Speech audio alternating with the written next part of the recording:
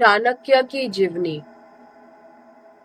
आचार्य चाणक्य विष्णुगुप्त और कौटिल्य के नाम से प्रसिद्ध है। वे एक महान दार्शनिक, अर्थशास्त्री और राजनेता थे। उन्होंने भारतीय राजनीतिक ग्रंथ द अर्थशास्त्र लिखा था। इस ग्रंथ में उन्होंने संपत्ति, अर्थशास्त्र और भौतिक सफलता के संबंध में उस समय के लगभग हर पहलू को लिखा था। राजनीतिक विज्ञान और अर्थशास्त्र के क्षेत्र में विकास के लिए गए उनके महत्वपूर्ण योगदान की वजह से उन्हें इस क्षेत्र का विद्वान और अग्रणी माना जाता है। आचार्य चाणक्य के महान विचारों को अगर अपने जीवन में उतार लिया जाए तो वाकई हमारा जीवन सफल हो सकता है। आइए जानते हैं महान विद्वान चाणक्य के जीवन के बारे में, उनकी महानता, उनके संघर्षों के बारे में, कि वे कैसे गरीबी को पार कर इतने प्रखर विद्वान बने। इसके साथ ही उनके अनमोल विचारों के बारे में भी। भाग्य भी उन्हीं का साथ देता है जो कठिन से कठिन स्थितियों में भी अपने लक्ष्य के प्रति अडिग रहते हैं। ऐसे महान विचारों के प्रणेता महापंडित चाणक्य के जन्म के बारे में कुछ भी स्पष्ट उल्लेख तो नहीं है, फिर भी उनका जन्म बौद्ध धर्म के मुताबिक 350 ईसा पूर्व में तक्षशिला के कुटीर नामक एक ब्राह्मण वंश में हुआ था। चाणक्य का जन्म एक बेहद गरीब ब्राह्मण परिवार में हुआ था। उन्होंने अपने बचपन में काफी गरीबी देखी, यहाँ तक कि गरीबी की वजह से कभी कभी तो चाणक्य को खाना भी नसीब नहीं होता था और उन्हें भूखे पेट ही सोना पड़ता था। चाणक्य बचपन से ही क्रोधी और जिद्दी स्वभाव के थे। आपको बता दें कि चाणक्य शुरू से ही साधारण जीवन यापन करने में यकीन करते थे। उनके बारे में कहा जाता है कि महामंत्री का पद और राजसी ठाठ होते हुए भी इन्होंने मोह माया का फायदा कभी नहीं उठाया। चाणक्य को धन, यश, मोह का लोभ नहीं था। कौटिल्य ने अपने जीवन में कई उतार चढ़ाव देखे थे। उनके जीवन के संघर्षों और उनकी नेक विचारों ने उन्हें एक महान विद्वान बनाया था। चाणक्य की शिक्षा दीक्षा। महान विद्वान चाणक्य की शिक्षा दीक्षा प्रसिद्ध नालंदा विश्वविद्यालय में हुई थी। वे बचपन से ही विलक्षण प्रतिभा के धनी और एक होनहार छात्र थे।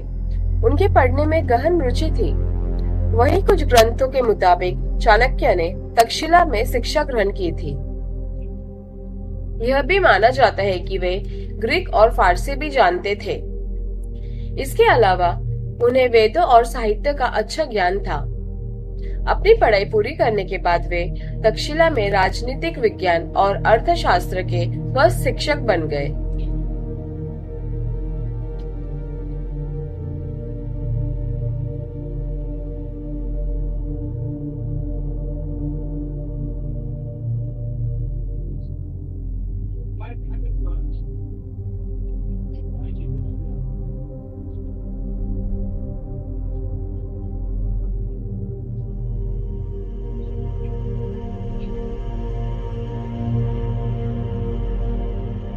वे घटनाएं जिन्होंने चाणक्य का जीवन ही बदल दिया।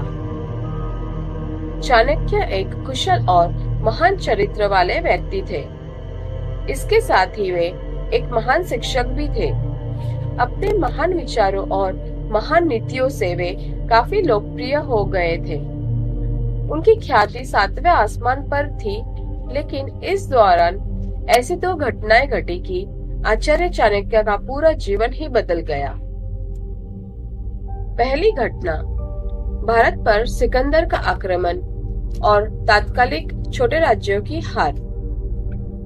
दूसरी घटना, मगध के शासक द्वारा कौटिल्य का किया गया अपमान। ऊपर लिखी गई ये दो घटनाएं उनके जीवन की ऐसी घटनाएं हैं जिनकी वजह से कौटिल्य ने देश की एकता और अखंडता की रक्षा करने का संकल्प लिया और उन्होंने शिक्षक बनकर बच्चों के पढ़ाने के बजाय देश के शासकों को शिक्षित करने और उचित नीतियों को सिखाने का फैसला लिया और वे अपने दृढ़ संकल्प के साथ घर से निकल पड़े। आपको बता दें कि जब भारत पर सिकंदर ने आक्रमण किया था, उस समय चाणक्य तक्षशिला में अध्यापक थे। ये उस समय की बात है जब तक्षशिला और गांधार के सम्राट अंबी ने सिकंदर से समझौता कर लिया था। चाणक्य ने भारत की संस्कृति को बचाने के लिए सभी राजाओं से आग्रह किया, लेकिन उस समय सिकंदर से लड़ने कोई नहीं आया। जिसके बाद पुरु ने सिकंदर से युद्ध किया, लेकिन वे हार गए। उस समय मगध अच्छा खासा शक्तिशाली राज्य था और उसके पड़ोसी राज्यों की इस राज्य के ऊपर ही नजर थी, जिसको देखते हुए देशहित की रक्षा के लिए विष्णुगुप्त मगध के तत्कालीन सम्राट धनानंद से सिकंदर के प्रभाव को रोकने के लिए सहायता मांगने गए। लेकिन भोग विलास एवं शक्ति के घमंड में चूर धनानंद ने चाणक्य के इस प्रस्ताव को ठुकरा दिया और उनसे कहा कि तुम एक साधारण शिक्षक हो, मुझे उपदेश मत देना। पंडित हो और अपनी चोटी का ही ध्यान रखो। युद्ध करना राजा का काम है, तुम पंडित हो, सिर्फ पंडिताई करो। तभी चाणक्य ने नंद साम्राज्य का विनाश करने की प्रतिज्ञा ली। शिक्षक कभी साधारण नहीं होता, प्रलय और निर्माण उसकी गोद में पलते हैं।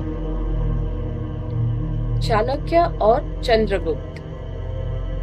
चाणक्य और चंद्रगुप्त का गहरा संबंध है। चाणक्य चंद्रगुप्त के साम्राज्य के महामंत्री थे और उन्होंने ही चंद्रगुप्त का साम्राज्य स्थापित करने में उनकी मदद की थी। दरअसल नंद साम्राज्य के शासक द्वारा अपमान के बाद चाणक्य अपनी प्रतिज्ञा को सार्थक करने के लिए निकल पड़े। इसके लिए उन्होंने चंद्रगुप्त को अपना शिष्य बनाया। जब चाणक्य की चंद्रगुप्त मौर्य से मुलाकात हुई, तब चंद्रगुप्त महज 9 साल के थे। चाणक्य ने अपने विलक्षण ज्ञान से चंद्रगुप्त को अप्राविधिक विषयों और व्यवहारिक तथा प्राविधिक कलाओं की शिक्षा दी। चाणक्य की नीतियों से नंद साम्राज्य का पतन और मौर्य साम्राज्य का स्थापना। शक्तिशाली और घमंड में चूर नंद वंश का राजा धनानंद अपनी शक्ति का गलत इस्तेमाल करता था, जिसने यशस्वी और महान दार्शनिक चाणक्य का अपमान किया था। जिसके बाद चाणक्य ने चंद्रगुप्त के साथ मिलकर अपनी नीतियों से नंद वंश का पतन किया था। आचार्य चाणक्य और चंद्रगुप्त मौर्य ने नंद साम्राज्य के पतन के मकसद को लेकर कुछ अन्य शक्तिशाली शासकों के साथ गठबंधन बनाए थे। आचार्य चाणक्य विलक्षण प्रतिभा से भरे एक बेहद बुद्धिमान और चतुर व्यक्ति थे। उन्होंने अपनी बुद्धियों से नंदा वंश का पतन किया और जीत हासिल की थी। वही नंदा साम्राज्य के आखिरी शासक की हार के बाद नंदा साम्राज्य का पतन हो गया। इसके बाद उन्होंने चंद्रगुप्त मौर्य के साथ मिलकर एक नए साम्राज्य मौर्य साम्राज्य की स्थापना की। चंद्रगुप्त मौर्य के दरबार में उन्होंने राजनीतिक सलाहकार बनकर अपनी सेवाएं दी। चाणक्य की मौर्य साम्राज्य के विस्तार में अहम भूमिका। चाणक्य के मार्गदर्शन से मौर्य साम्राज्य के सम्राट चंद्रगुप्त मौर्य गांधार में स्थित, जो कि वर्तमान समय अफगानिस्तान में, अलेक्जेंडर द ग्रेट के जनरलों को हराने के लिए आगे बढ़े। बुद्धिमान और निर्मम चाणक्य ने अपनी महान नीतियों से चंद्रगुप्त मौर्य साम्राज्य को उस समय के सबसे शक्तिशाली साम्राज्यों में बदलने में एक महत्वपूर्ण भूमिका निभाई। चाणक्य की नीतियों से मौर्य साम्राज्य का विस्तार पश्चिम में सिंधु नदी से पूर्व में बंगाल की खाड़ी तक किया गया। बाद में मौर्य साम्राज्य ने पंजाब पर भी अपना नियंत्रण कर लिया था। इस तरह मौर्य साम्राज्य का विस्तार पूरे भारत में किया गया। अनेक विषयों के जानकार और महान विद्वान चाणक्य ने भारतीय राजनीतिक ग्रंथ अर्थशास्त्र लिखा, जिसमें भारत की उस समय तक की आर्थिक, राजनीतिक और सामाजिक नीतियों की व्याख्या समेत अन्य महत्वपूर्ण विषयों की जानकारी दी गई है। ये ग्रंथ चाणक्य ने इसलिए लिखा था ताकि राज्य के शासकों को इस बात की जानकारी हो सके कि युद्ध, अकाल और महामारी के समय राज्य का प्रबंध कैसे किया जाए। जैन ग्रंथों में वर्णित एक लोकप्रिय किंवदंती के अनुसार चाणक्य सम्राट चंद्रगुप्त के भोजन में जहर की छोटी खुराक को मिलाते थे, जिससे मौर्य वंश के सम्राट की दुश्मनों द्वारा संभावित जहरीले प्रयासों के खिलाफ मजबूती बन सके और वे अपने प्राणों की रक्षा कर सके। वही इस बात की जानकारी सम्राट चंद्रगुप्त मौर्य को नहीं थी, इसलिए उन्होंने अपना खाना अपनी गर्भवती रानी रुद्रा को खिला दिया। उस समय रानी के गर्भ के आखिरी दिन चल रहे थे। वे कुछ दिन बाद ही बच्चे को जन्म देने वाली थी। लेकिन रानी द्वारा खाए गए भोजन में जहर ने जैसे ही काम करना शुरू किया, वैसे ही रानी बेहोश हो गई और थोड़े समय बाद ही उनकी मौत हो गई। जब इस बात की जानकारी चाणक्य को हुई, तो उन्होंने रानी को गर्भ में पल रहे नवजात बच्चे को बचाने के लिए अपनी बुद्धिमान नीति का इस्तेमाल कर पेट काटकर बच्चे को निकाला।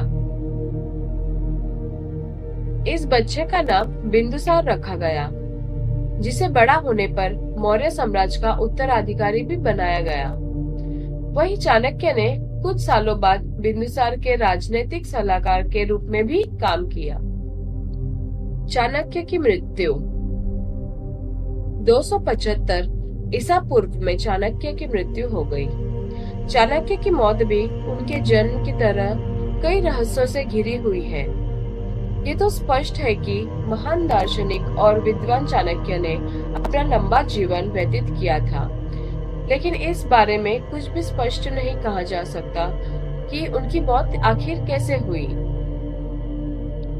एक पौराणिक कथा के मुताबिक वे जंगल में खाना पीना त्याग कर अपना शरीर त्याग दिया था।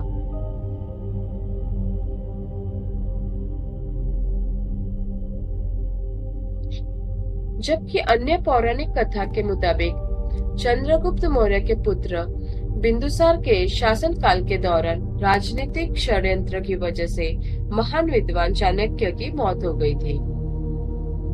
निष्कर्ष: चाणक्य एक प्राचीन भारतीय दार्शनिक और राजनेता थे।